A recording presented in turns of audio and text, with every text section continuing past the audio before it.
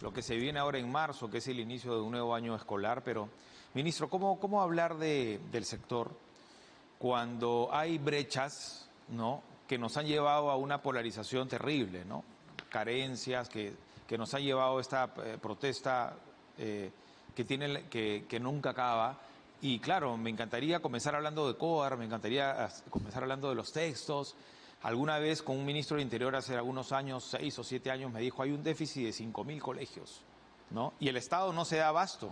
La única opción es la alianza público-privada. Y cuando se habla de que el privado tiene que hacer las cosas, todo el mundo salta, ¿no? Entonces, mira, ¿por dónde comenzamos? Bueno, gracias por la pregunta. La brecha de infraestructura es de 138.000 millones de soles. Eso es insalvable en un periodo, lógico, mucho menos en un año y medio o menos que tenemos nosotros. Pero algo se puede hacer.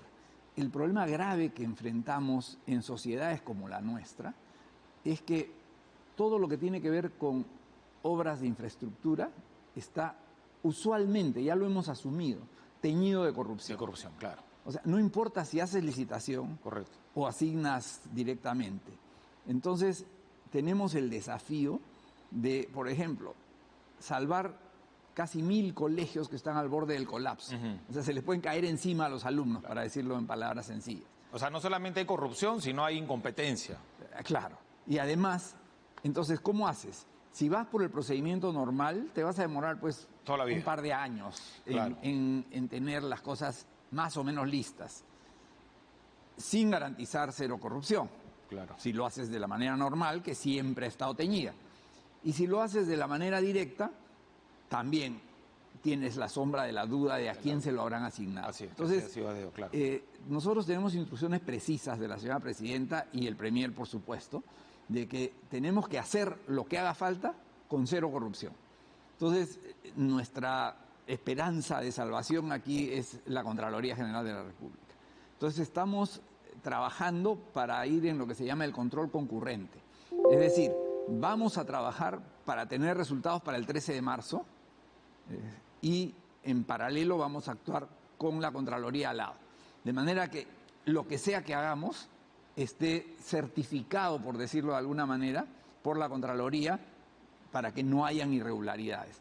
Cosa que, te decía, esta es una peculiaridad de sociedades como la nuestra, porque eso no pasa pues en un país como Finlandia o Suecia o Noruega, donde la corrupción es prácticamente inexistente. Ahí a nadie se le pasa por la mente que se va a hacer una obra pública, sobre todo para los niños, y se va a favorecer indebidamente a nadie, ¿no? Entonces acá no solo somos pobres, sino, como lo dije alguna vez y perdonando la grosería, también somos idiotas. Porque pudiendo hacer algo bien, y teniendo cómo, mal, y teniendo los recursos. ¿no? Porque además hay estudios hechos por universidades tan prestigiosas como Harvard y otras por el estilo que demuestran que la corrupción no es rentable, que en los países donde no hay corrupción, las empresas privadas hacen mejor negocio, claro, y ganan más, y los estados se benefician.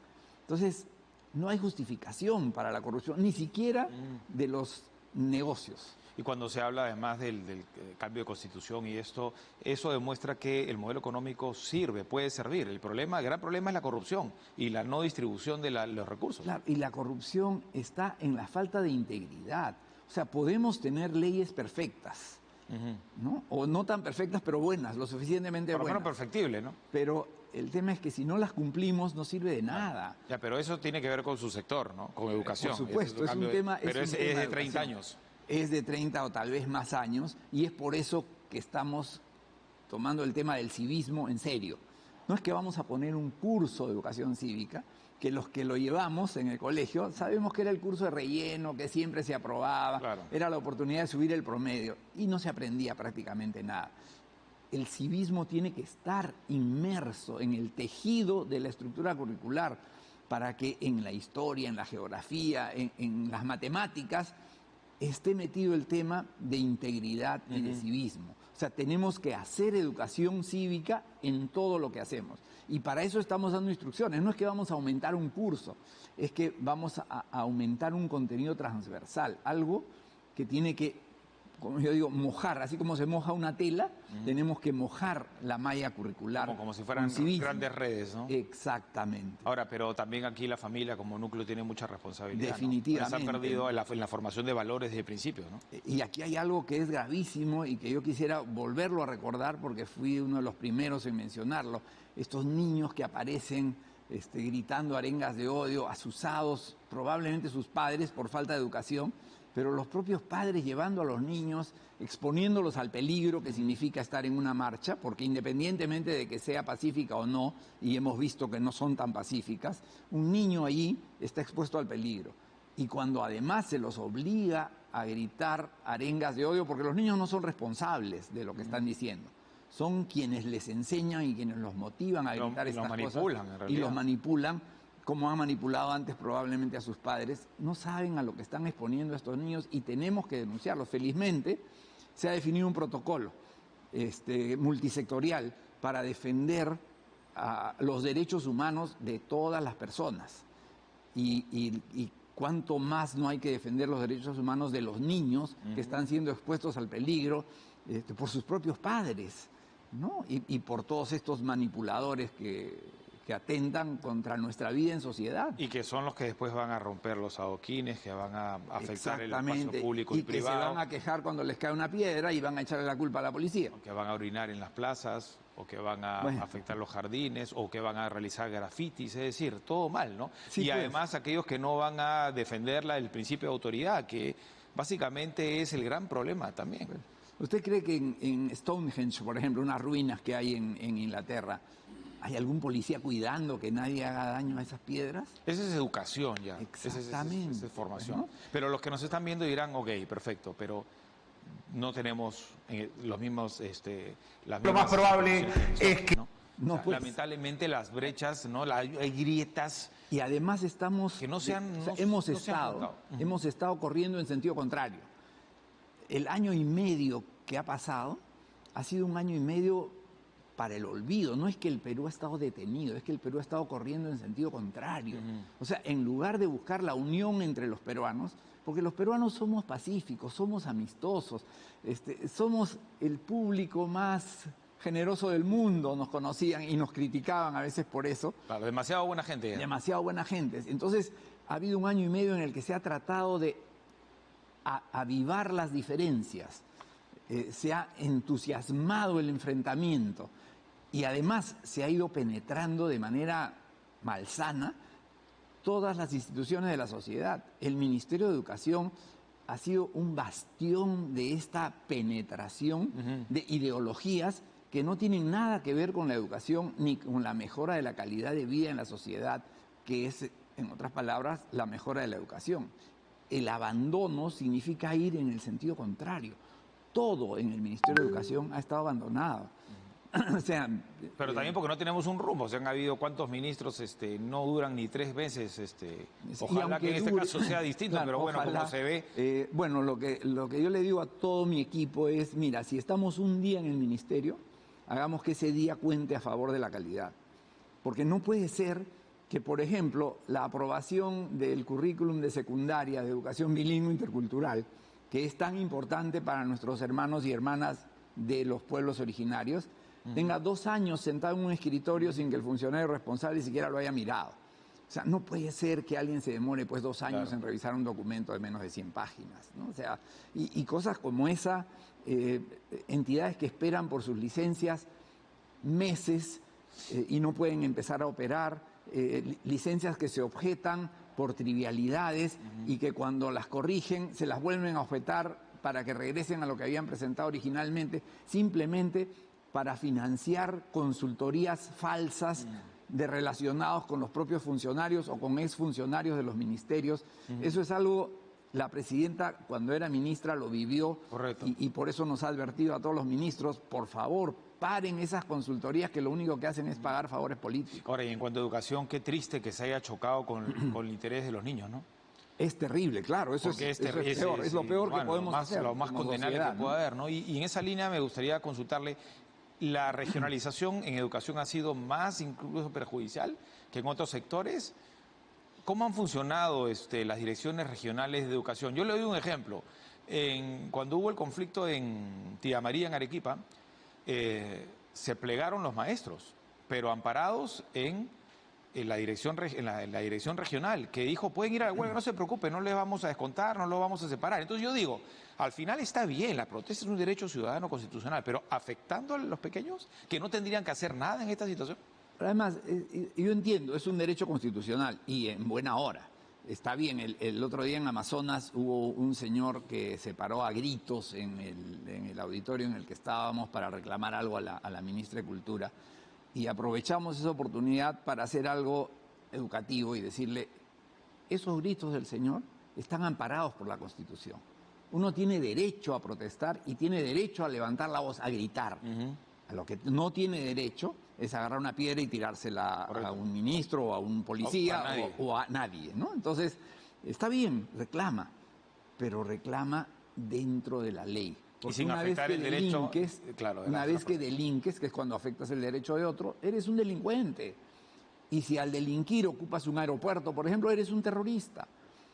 Y eso no es peyorativo, no es terruquear. La ONU lo ha definido. Sin embargo, creo que tenemos que concentrarnos en que es importante el diálogo y tenemos que preocuparnos por los intereses que nos competen. Yo entiendo que un maestro reclame por los intereses de los maestros. Así es, claro. ¿Por qué tiene que dejar a sus niños para reclamar por los intereses de los mineros?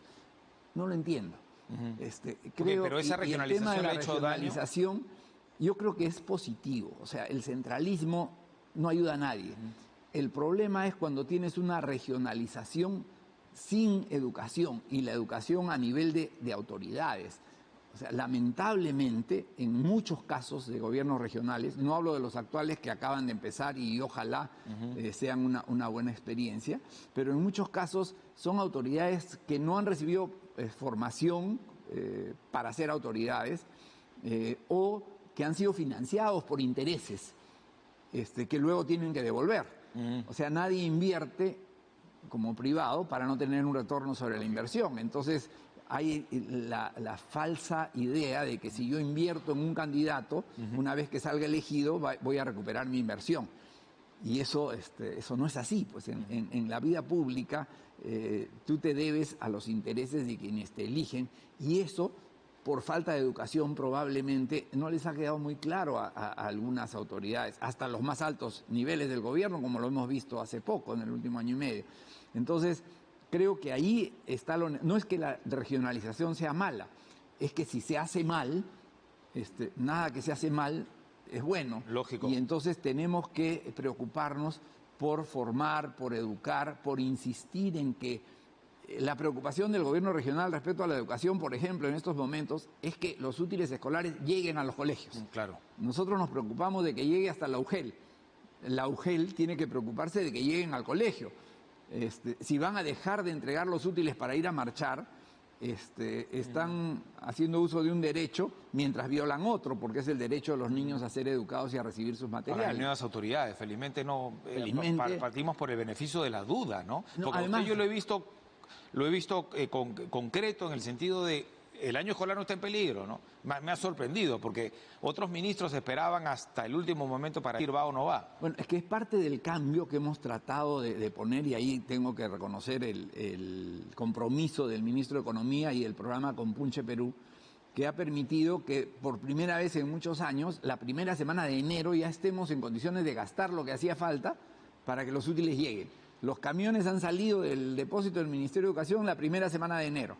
Lamentablemente el brote de violencia impidió que llegue, pero fíjate cómo es, y les pasé un gráfico que tal vez sea interesante mostrar, en el que se ve cómo de un día para otro se liberaron las vías y el 3 de febrero ya estaba pintado de azul la región Ica, que había estado en blanco porque no habían llegado los materiales. Entonces, los camiones están en camino, van a llegar, ya están llegando a Ica, van a llegar a Arequipa, van a llegar a las UGELes.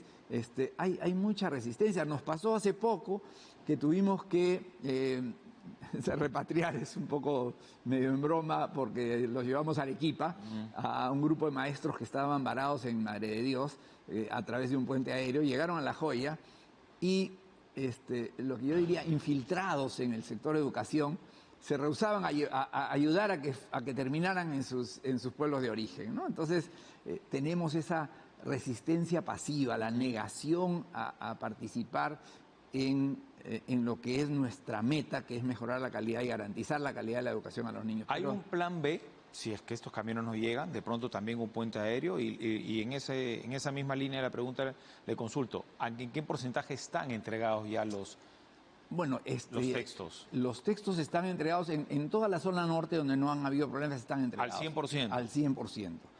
O en camino. En la selva, que demora más. Ya está, eso no, felizmente no ha habido problema. La zona sur es el problema, como te digo, Arequipa, Moquegua, Tacna, Cusco, Puno, esas zonas, pero en cuanto se liberan, claro, los camiones porque se ha partido con tiempo, a eso iba usted. Con tiempo, y los camiones no se demoran tanto. Y una vez que llega la UGEL, el gobierno regional puede ser muy eficiente para que llegue a los colegios. Ahora, siempre cabe la posibilidad de que, Dios no lo quiera, esto siga, pero yo creo que las medidas que se están tomando y lo que la gente va a ver, que es la reacción del gobierno en todos los sectores, llevando recursos, atendiendo demandas justamente justas, que han sido injustamente olvidadas durante décadas, la gente se va a dar cuenta que es mejor trabajar y apoyar iniciativas que los favorecen a cosas tan gaseosas como quiero otra constitución, claro, que en ningún artículo dice que voy a ganar más o voy a comer más. Y entonces esto no va a pasar. Pero si se diera el caso de alguna zona a la que no se hubiera podido llegar, un puente aéreo significa que en cuestión de horas estamos en el sitio con todos los materiales y de ahí a los colegios es nada. O sea, claro, teóricamente el plan B es que si para el 5 de marzo claro, no tenemos los útiles, el 13 es la fecha. El 13 es la fecha, entonces saldrán los puentes aéreos y llegaremos el mismo 5 de marzo y de ahí a los lugares de destino. Es más, yo me he comprometido con la señora Presidenta en que voy a estar en alguno de los lugares más remotos del país el primer día de clases. Y desde allí, a través de internet, vamos a dar un mensaje a todos los niños y niñas del Perú y a todos los maestros y maestras, augurándoles y pidiéndoles que el año escolar sea el mejor de la historia, si es posible. Ya que menciona el internet, ¿qué hemos ganado con la virtualidad en educación, ¿no? Hoy temprano me pensaba y preguntaba, ¿cuánto se ha perdido? Porque yo no creo que estos niños en 3 años no estén retrasados de alguna manera. Se ha hecho mucho énfasis en cuánto han perdido, y es cierto que han perdido. O sea, han perdido... ¿Es irrecuperable? No es irrecuperable porque también han ganado. O sea, la virtualidad, gracias a la pandemia, ha dado un salto cualitativo. O sea, había mucha desconfianza en general en la sociedad y en el mundo académico también respecto a la eficacia de la educación virtual. Habían estudios que decían que podía ser tan buena como la otra. Lo que se ha demostrado a través de diversos estudios es que si existe motivación, la gente aprende. Y aprende por cualquier medio. En particular, los medios virtuales han demostrado que pueden ser incluso más eficientes que los presenciales para aprender cuando hay motivación. Mi tesis doctoral tiene que ver con motivación y por eso estoy enterado en el tema. Lo que sucedía y sucede todavía con la educación formal y la educación básica, es un ejemplo tal vez terrible de esto, es que no hay mucha motivación. ¿Qué quiero decir con esto? Los niños, niñas y jóvenes no entienden por qué tienen que aprender lo que esperamos que aprendan. Y nosotros como maestros no les decimos por qué. Nos limitamos a enseñarles cómo. Claro. A explicarles de matemáticas, a explicarles de historia, y no les decimos para qué te sirve esto en tu vida diaria. En el momento en que hay un para qué o hay un por qué, entonces el niño aprende incluso por su cuenta. Y la educación virtual ha demostrado que los niños pueden aprender mucho por su cuenta y lo han hecho. Lo que nos toca como maestros y como sector de educación es articular esto que han aprendido con lo que nosotros esperábamos que aprendan, porque hay mucho en común. Y ese complemento es el que va a recuperar estos aprendizajes que no están tan perdidos. Se ha retrocedido un poco en algunas cosas, se ha avanzado en otras, y nuestra tarea es justamente articular lo que aprendieron durante la pandemia con lo que esperábamos que aprendan y ponerlos al día. Y es posible. Correcto. Bueno, ese tipo de enseñanza ya se da en la escuela privada, digamos, ¿no? En algunos colegios privados, y hay que llevarlo también al público. En algunas escuelas públicas también. O sea, los niños que se veían obligados a ayudar a sus padres han aprendido en el tener que ayudar a sus padres de repente otras cosas en el campo o en el mercado o en la tienda. Claro. Han aprendido mucho de matemáticas, de relaciones sociales, de civismo. Es verdad. ¿No? Bueno, y de tecnología, ¿no? Y de tecnología, por supuesto. Los nuevos tiempos. Bueno, por eso tenemos que llegar a más colegios con tecnología. Lamento que el tiempo nos ha ganado y que hemos ido por otro lado y nos ha quedado pendiente lo de los COAR. Yo quiero mencionarlo rápidamente. Son más de 18.000 estudiantes de todo el país que se han inscrito ya hasta el sábado para postular a los colegios de alto rendimiento, la mayoría de regiones afectadas por la violencia y bloqueos de carreteras, ¿no? Ayacucho, Puno, Apurímac, Arequipa, Cusco y Lima, ¿no? Ya venció la primera etapa, hay una segunda etapa, son 2.677 vacantes que ofrece el Ministerio de Educación en estos 25 colegios de alto rendimiento COAR que están dando excelentes resultados y ojalá podamos hablar en una próxima oportunidad, ministro, estos niños de la construcción de más centros. Y niñas son la esperanza de un futuro mejor para el país, porque son los mejores entre los mejores. Y te adelanto algo ya para terminar, no van a ser solamente colegios académicos. Estamos inaugurando también el 13 de marzo el primer año escolar del colegio mayor, colegio de alto rendimiento deportivo para niños que tienen habilidad para los deportes y de colegio de alto rendimiento artístico para niños que tienen ese tipo de habilidad. Gracias, ministro. Muy amable. Gracias a ustedes. El ministro de Educación, Óscar Becerra, estuvo con nosotros.